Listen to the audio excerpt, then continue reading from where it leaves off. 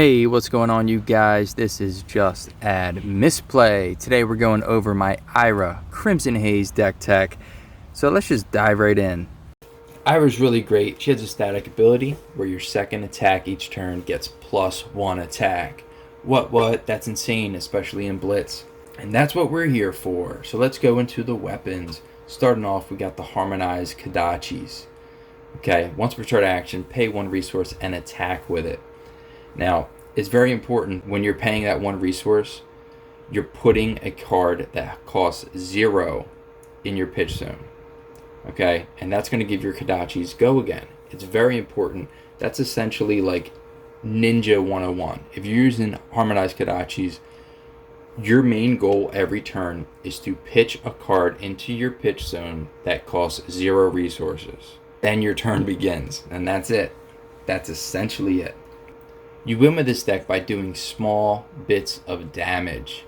You poke the opponent so many times that eventually they get exhausted.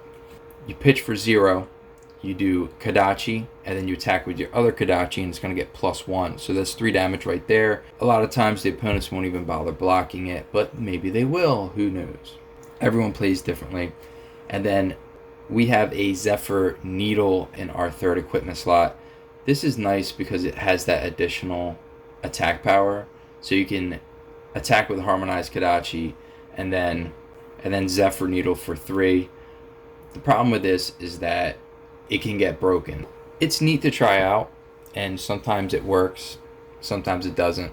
There's a lot of stability just keeping the old-fashioned Harmonized Kodachis, and there's no problem. You use whatever you like. No big deal. Starting up first, we got the Mask of Momentum. This is a ninja staple. So whenever attack action card you control is the 3rd or higher in a chain link, in a row to hit, you get to draw a card. That's really good. It'll keep giving your Ira deck fuel to attack with. Then it also has 2 defense. We're not really going to use that because the second you use that, it's going to get destroyed, and it's probably more valuable to have it on the field, honestly. Moving into the arm equipment, we got Breaking Scales. So it has 1 defense, so you can block with it once, and then you can destroy it and use it as an attack reaction, and it'll make it so that your next attack with combo gets +1 attack. So it's just a little additional push when it comes to the damage. Ninja loves those shenanigans. For the chest piece, we have Fyendal Spring Tunic. You just build those charge counters, and then eventually you get 1 free resource. Up next, we got the Gambler's Gloves. This is so good against Rhinar and KO, so just keep that in mind. If you're not playing them, you're not using this. It stays in your equipment zone, just doing a whole lot of nothing. For the legs, we got Snapdragon Scalers. So in the middle of an attack reaction, you can destroy the Snapdragon Scalers, and the attack action will gain Go Again. It's really nice. There's some cards in this deck that do not have Go Again, so just being able to destroy an equipment to give it Go Again really gives you an edge. And then for the Null Rune, we got the Null Rune Gloves, Null Rune Hood, and the Null Rune Robe. This is just when you're going up against arcane decks like Viscerai, Chain, and Kano. You gotta have a way to defend yourself against the arcane barriers, and there it is. So there's many ways to build Ninja. Okay, this is just my way. You can customize your own deck however you want. My goal here is to give you a basic deck structure, and then you can play test it and then tweak it how you like it. Make the deck yours, right? That's what it's all about. Up first, we got Command and Conquer. 6 power, people. What? And then with Ira, it'll give it 7. Defense reactions can't be played to Command and Conquer's Chain Link. If it hits a hero, destroy all cards in their arsenal. It's really good. Up next, we got Crane Dance. It's blue. It pitches for 0, so it's like, that's what you want to do. You want a card that's blue, that has 0 resource cost, so you can throw it in your pitch zone, give those Kodachis Go Again. That is your turn, okay? That's your turn. So Crane Dance, it has 1 attack and it has combo. Soulbead Strike was the last attack in this combat chain. It gets +1 and Go Again. and it can't be defended by attack action cards with base greater than the number of chain links you control. We're running Soulbead Strikes, so keep that in mind. Up next, we got 2 copies of Enlightened Strike. This card's really good. It's very powerful. So you can Kodachi, and then Enlightened Strike for an additional 7. Enlightened Strike's really good. You should run it. There's more options on there. You don't have to give it the +2.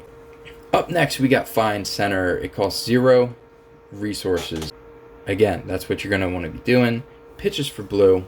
If Crane Dance was the last attack, Find Center can't be defended by cards with resource cost less than the number of chain links you control. And if it hits, create a Zen State token. Now, the Zen State token enters the arena with a balance counter on it. At the beginning of your action phase, you've removed that balance counter. And then whenever your hero would be dealt damage, prevent 1 damage the source would deal. So the Zen State is nice. You probably won't be triggering it, but if you do, good for you. It's going to give you more defenses to help you block. Up next, you're running a full squad of Flick Flack, 2 of each copy. The card's really good, what can I say? It has 0 to pitch, it checks that off the list, and the next card you defend with this turn, if it has combo, it gives you an additional defense with it. Flick Flack's just so good, we all know it. Run Flick Flack, 2 copies of each. Up next, we got the blue Head Jab. It costs 0 resources, and it just has 1 attack, go again, for free. It's really good. It's just 1 more extra damage to keep it going, and it pitches for blue when you need it. Up next, we got Flying Kick. If it's played as Chainlink 3 or higher, it gets +2. So you're doing 7 damage for 2 resources. I like it. I think it's pretty good. I run it. Up next, we got Hurricane Technique. It's yellow, it pitches for 2. As combo, if Rising Knee Thrust was the last attack this combat chain, it gets +1 and go again. And if it hits, put it back in your hand so it'll keep giving you that cycle. If you put it back in your hand and you don't have any cards in your hand after that, except for Hurricane Technique, you can put it in your arsenal and keep doing that. I mean, essentially, if you keep drawing the Rising Knee Thrust, and we're running 3 copies of Rising Knee Thrust in here, so spoilers. Up next, we got Leg Tap. This card's awesome. 2 copies of blue and 2 copies of red Leg Tap. 4 damage, go again, cost 1. You go Kodachi, Leg Tap, and then if you do something else after that, great. Leg Tap is just spectacular. You love it. Up next, we got Life for a Life. If it hits, you gain a life, and if you have less life than your opponent, it gets go again, which is an added benefit. Usually I find that if you have more life than your opponent, you're just pitching this for 1 resources. So up next, we got Ancestral Empowerment. It costs 0 resources to play, which is awesome, and you can also pitch it, which will keep your Kodachis going. It's a ninja attack reaction that's going to give your ninja attack +1, so this will help guarantee that you can make a hit and trigger certain effects, especially your Mask of Momentum, which is really good. And on top of that, it replaces itself. So draw a card for 0. Awesome. Up next, we got Push the Point. The last attack on this combat chain hit, it gets +2. This is really good. It's like a nice way to end out the chain. Up next, we got 2 red Razor Reflexes. This card's incredible. Incredible for Ira. It gives +3.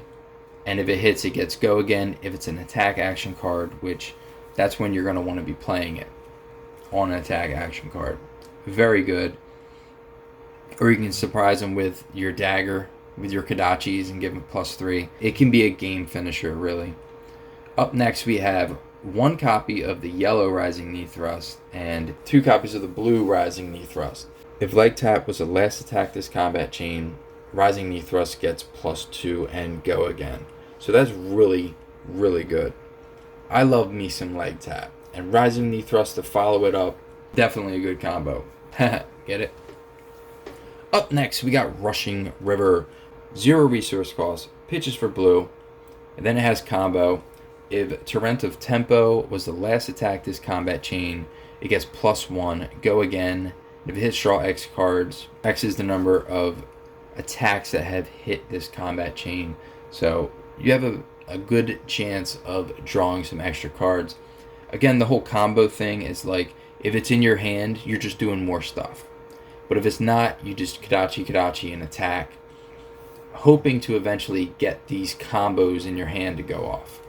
Torrent of Tempo. Up next, we have 2 copies of the red version. If it hits, it gains go again. How good is that? Pitch for 1, costs 1 resource to play, deals 5 damage. Seems pretty good. Soulbead Strike.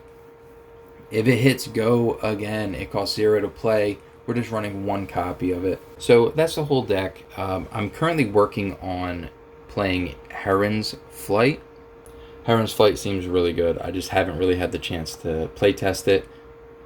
Been a little busy, but eventually we'll get some games in and give you an updated video. If you like this video and it helped you out, hit that thumbs up for me. I really appreciate it. It goes a long way. It helps out so very much. And we'll see you in the next video. Hey, thanks for watching. If you like my content and want to see more, go ahead and hit that subscribe button. You can also hit the like button. It goes a long way and it really helps out a lot. You can find me on Twitch at JustAddMisplay. Thanks again for your support, and we'll see you in the next video.